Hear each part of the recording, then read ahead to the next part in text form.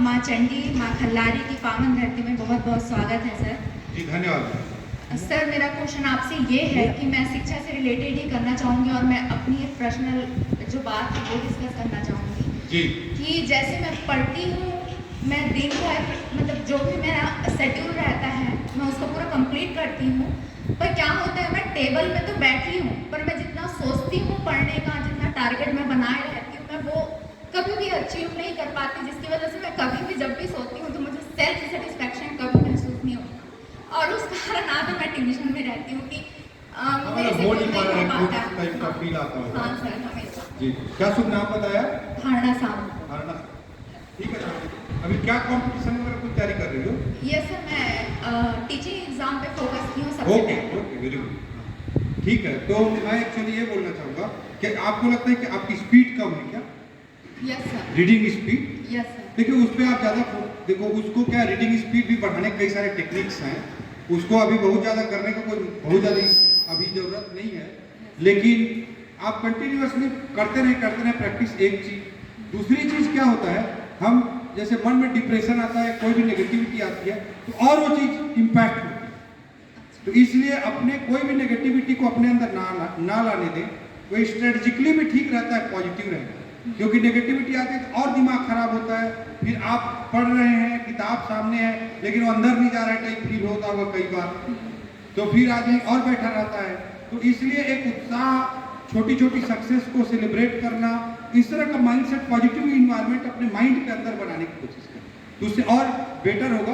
और नहीं हो पा रहा कोई चीज़ तो उसका ऑप्शन ये तो नहीं है कि हम उससे डिप्रेस या उससे अपने आप को चिढ़ें या ऐसा ठीक नहीं होता। और ऐसे जब माइंड सेट होता है तो एग्जाम में जाकर देते हैं ना, तो होता क्या है कि फिर ह्यूमन एरर ज़्यादा होता है। जैसे मान लो कोई क्वेश्चन आया है, निम्न में से कौन से विकल्प सही नहीं है, हम उसको पढ़ लिए, निम्न में से कौन से विकल्प सही है, नहीं को माइंड पढ़ा नहीं, तो अपने आप वो क्वेश्चन गलत हो जाएगा, जानते हुए भी गलत हो। ऐसे जो गलतियाँ होती है उसको ह्यूमन एरर बोलते हैं।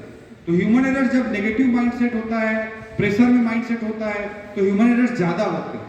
तो इसलिए ह्यूमन एरर से बचने के लिए भी जरूरी है कि हम ज़्यादा से ज़्यादा पॉजिटिव रहें। ठीक है, तो योगा वगैरह को फोकस कर सकते हैं, थोड़ा बहुत प्राणायाम वगैरह करें, उससे क्या है रीडिंग हैबिट बढ़ेगी, सिटिंग कैपेसिटी बढ़ेगी, ज़्यादा घंटे पढ़ पाएंगे, ज़्यादा कंसंट्रेशन से पढ़ पाएंगे, ज़्यादा लंबा समय तक पढ़ पाएंगे। जैसे हम लोग भी IAS की तैयारी करते थे तो बहुत प्रेशर रहता था और बहुत लंबी पढ़ाई भी करनी पड़ती थी, बहुत ज़्यादा पढ़ाई करनी पड़ती थी। तो जैसे 2-2 घंटे 3-3 घंटे के गैप में कुछ भी एक्टिविटी कर लिए, जैसे वो मतलब टेनिस बॉल में रखे रहते थे, उसको दीवार में फेंक के मतलब पकड़ते थे 2 मिनट 3 मिनट फिर 4 मिनट 5 मिनट तक, फिर माइंड थोड़ा डाइवर्ट हुआ, हाथ मुँह धोए, फिर वैसे बॉल से खेले, फिर थोड़ा छत वत में गए, छत में कुछ किए और फिर आकर फिर किए। तो ऐसे कर करके अपनी सिटिंग हैबिट तो बढ़ानी ही पड़ती है ना। है तो सबके पास 24 घंटे, जो जितना अच्छा यूटिलाइज करेगा उतना आगे रहेगा। सर एक और क्वेश्चन था पर शिक्षा से हटके था, जैसे कि हमारे भारत में हम लोगों ने देखा है कि ऐसा एक भी क्षेत्र नहीं है जहाँ किसी भी तरह का कंपटीशन एग्ज़ाम नहीं होता। सभी क्षेत्र हैं जहाँ पे हम कंपटीशन एग्ज़ाम के थ्रू जो है जाते हैं, पर एक क्षेत्र उससे अभी भी अछूता है जो है राजनीति। और हम देखते हैं कि ये इतना इम्पोर्टेंट फील्ड है कि शायद सारे शिक्षित वर्ग के ऊपर एक राजनीति करने वाला व्यक्ति ही ऊपर बैठता है और उसके लिए सिर्फ एक ही क्राइटेरिया रखा गया है, वो भी शायद अभी जोड़ा हुआ है, सिर्फ उस व्यक्ति को साक्षर होना चाहिए।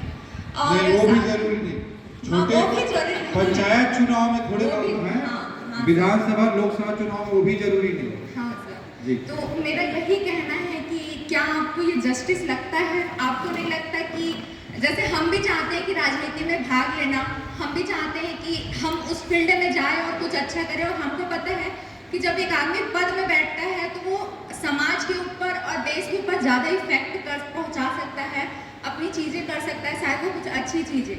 तो आपको नहीं लगता इससे बहुत सारे लोगों को एक बैक पॉइंट मिल रहा है और साथ ही एक ऐसा वर्ग आगे बढ़ रहा है जो शायद शिक्षा में भी उतना अच्छा नहीं है और शायद उसके पास वो नॉलेज और एक्सपीरियंस भी नहीं है और सिर्फ एक राजनीतिक बैकग्राउंड है? शायद ये आपके साथ भी हुआ है। आप इतने लायक हैं सर आप आईएएस में यहाँ टॉप किए हैं, पर सिर्फ एक आपके पास बैक पॉइंट है कि आपके पास राजनीतिक वाला पॉलिटिक्स मतलब बैकग्राउंड नहीं है, तो आप उसमें आप एक लैग कर रहे हैं, तो आप इस पर क्या कहना चाहेंगे सर? नहीं,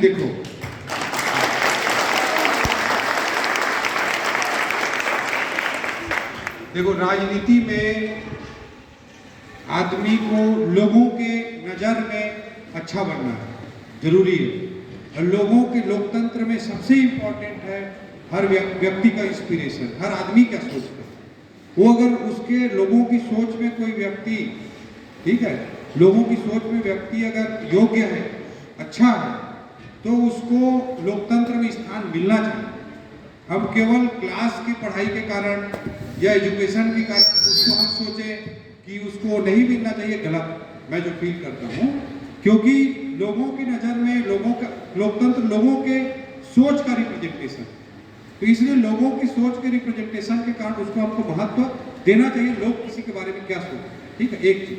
दूसरी चीज आपने जो कहा कि भाई कि लोग, ये भी होता है कि कोई पैसा बांट के, कोई दारू बांट के, कोई कुछ करके चुनाव जीत जाता है, ठीक है, लेकिन मैं ये मानता हूँ कि जैसे जैसे डेमोक्रेसी हमारा मैच्योर होते जाएगा, जैसे जैसे हमारा लोकतंत्र सुदृढ़ होते जाएगा, वैसे वैसे वैसे वैसे हमारे राजनीति में लोगों के चुनने के तरीके भी बदले। देश जैसे जैसे आगे बढ़ेगा, आर्थिक रूप से सक्षम होगा, शैक्षणिक रूप से शिक्षित होगा, तो लोग बेटर डिसीजन कर पाएंगे। तो देश की मैच्योरिटी के साथ जो आपको फील होता है, कई बार हम सबको फील होता है कि कई निर्णय जनता सही शायद नहीं ले पाती, ठीक है, लेकिन उसको हमको ऐसा नहीं सोचना चाहिए, उसको लोकतंत्र के मैच्योरिटी का तकाजे पे उसको कसना चाहिए। और जनता भी बहुत समझदार होती है, हमको उसको समझदारी पर भी संदेह नहीं करना चाहिए। तो मैं ये बोलना चाहूँगा कि जो प्रोसेस है उसमें मुझे कोई प्रॉब्लम नहीं। मेन प्रॉब्लम नेता के आने में या वोटर के चुनने में नहीं है। लोग राजनीति में लोग अच्छे लोग नहीं आते, वो मेन प्रॉब्लम, ठीक है। अनेकों बार भारत की राजनीति में, दुनिया की राजनीति में मतदाता को, जनता को विकल्पहीनता का सामना करना, ठीक है। एक तरफ सांपनाथ है, एक तरफ नागनाथ है, चुनेगा तो एक ही को ना, ठीक है। एक तरफ मान लो सांपनाथ है, दूसरी तरफ नागनाथ है, तो चुना तो एक ही जाएगा।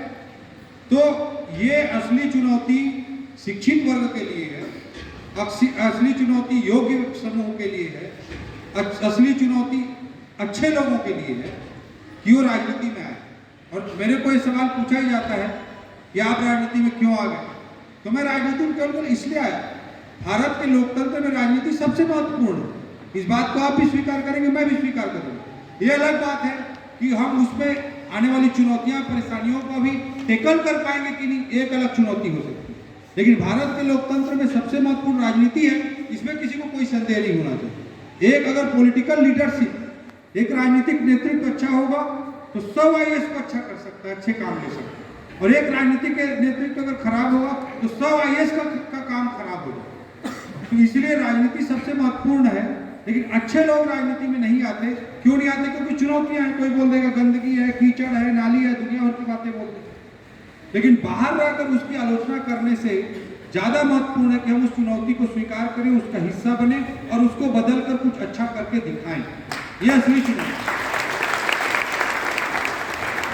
तो चाणक्य ने एक लाइन और बोलूंगा आपके आंसर के लिए कि चाणक्य ने एक लाइन बोली है, अच्छे लोगों के राजनीति में भाग नहीं लेने का पहला दुष्परिणाम होता है कि बुरे लोग अच्छे लोगों पर शासन करते हैं। ये